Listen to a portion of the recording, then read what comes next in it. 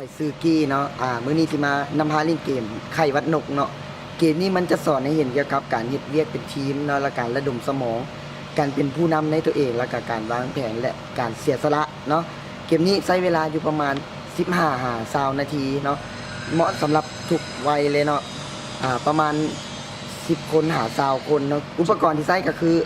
เป็นเจีย AC หรือว่าเป็นเบาะนั่งเนาะอีหยังที่หาได้ที่ว่าเฮาสามารถเหยียบได้เนาะสำหรับอันหนึ่งสำหรับคนหนึ่งเนาะ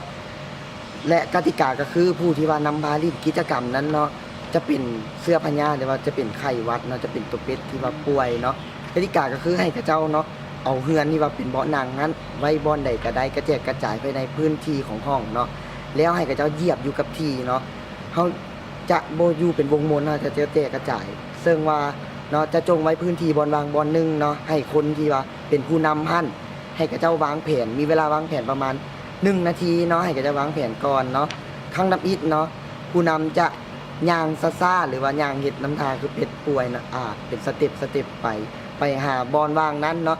ทุกคนนะจะสามารถเนาะย้ายบอลของตัวเองได้เพื่อจะไปปกปิดหอยบอลวางนั้นก็คือจุดอ่อนของบ้านตัวเองเนาะไปปกปิดตัวนั้นเนาะกติกาอีกอันนึงเนาะก็คือว่าถ้าตัวเป็ดเนาะตัวพญานเนาะไปต่ำผู้ใดที่ว่าลุกออกจากบ้าน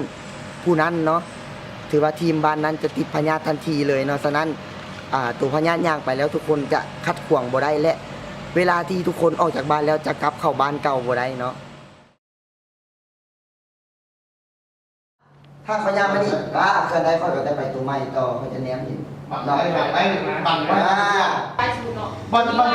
ไหนว่าพยายามซับกันที่ให้ไก่พยายามกับคนไก่แดงทีเดียวเอาบางนี้จะยังได้เสาไหลมันยากอย่างเงี้ยเพราะฉะนั้นจะบอกได้มีคนหนึ่งมีคนบอกคุณนั่นเปลี่ยนอย่างว่าคุณมีคนหนึ่งบอกแล้วเอาคนเอามาเอาไก่คนหนึ่งสั่งเลยไก่นี่บอกให้อุ้ยฟังคำสั่งเปล่าฟังคำสั่งเลยไหมไปสมมตินับไปแล้วชิมันหนึ่งตัวนี้ได้แต่ว่าเทียบ2 อันบ่ได้เนาะไก่ไปวันนี้นุ่นไปเป็นพญาเนาะถ้ามันโดนเกินไปเนาะเขาอาจจะใช้เป็นบอลวาง2บอลและถ้ามันเฮ็ดคำทั้งอิดเนาะเขาจะเบิ่งเวลาว่าถ้ามันได้1นาทีบอกเขาต้องเพิ่มเวลาให้กับเจ้าวางแผนขึ้นอีกว่าเขาจะให้กับเจ้าวางแผนประมาณ3นาทีสำหรับ3นาทีนั้นเนาะเขาอาจจะกำหนดไว้ว่าถ้า1นาทีผู้ใดบ่ย้ายบอลเนาะผู้นั้นอาจจะได้ถูกลงโทษเนาะตัวนี้เนาะกระเจ้าจะขึ้นแล้วก็กระเจ้าก็จะกระตือรือร้นในการย้ายบอลหลายขึ้นและไอ้ดูมันมียุ่งขาวเนาะสัมภาษณ์มาให้ขอบเปิดหลังไอ้พญาสุดมาหยุดปุ้ยใจเย็นแล้วรอบต่อไปเนาะอาจจะเป็นการที่ว่าให้กระเจ้าวางแผน3นาทีแต่ห้ามเว้าเนาะตัวเป็ดกับตัวเดิมเนาะตัวปัญหากับตัวเดิมคือเก่าเฮาห้ามให้กระเจ้าเว้าบัดนี้เฮาลองเบิ่งว่าถ้ากระเจ้าบ่เว้าแล้วกระเจ้าจะเป็นแนวใดเนาะเกมมันก็จะม้วนทุกคนเลยออกไว้แล้วเป็นไว้แล้ว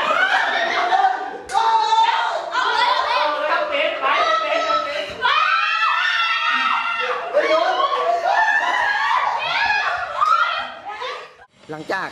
เขาเล่นเกมนี้แล้วเนาะเขาจะมาตั้งเป็นเฮ็ดกลุ่มเป็นวงมวลเนาะสนทนาว่ากระเจ้าได้อย่างแน่จากเกมเมื่อกี้นี้กระเจ้ารู้สึกแน่ไหนเวลาย้ายบอลไปอยู่บอลนั้นแล้วทิ่มบอลที่ว่าเป้าวางให้ตัวเป็ดหรือว่าตัวพญามาเหยียบเนาะกระเจ้าเฮ็ดแนวใดในการวางแผนและกระเจ้าเสื้อผู้นำหลายซ้ำใดเพราะว่ามันจะมีผู้นำอยู่ในเกมมันเป็นคนสั่งเนาะเกมนี้เนาะมันจะสอนให้เห็นถึงว่าเฮาหั่นจะมีการวางแผนแนวใดและเฮาจะแก้ไขปัญหาเฉพาะหน้าแนวใดและทีมเฮาเดี๋ยวจะมีการเสียสละทีมเบาะตัวเองหรือบ่เกมนี้เหมาะสำหรับคนทุกวัยเลยจะเป็นเกมที่ว่าสร้างความสัมพันธ์ที่ภายในกลุ่มสร้างปัญหาภายในกลุ่มเฮ็ดให้ในกลุ่มได้คิดถึงว่า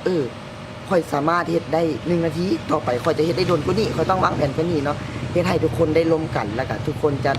มีส่วนร่วมหลายขึ้นเนาะถ้าเจ้าอยากให้เกมนี้มีความม่วนซื่นเจ้าอาจจะเพิ่มเป็นจะวางแผนสามารถย้ายได้ย้ายบ้านได้หลายเทื่อหรือว่าอาจจะเป็นผู้ใดที่ว่า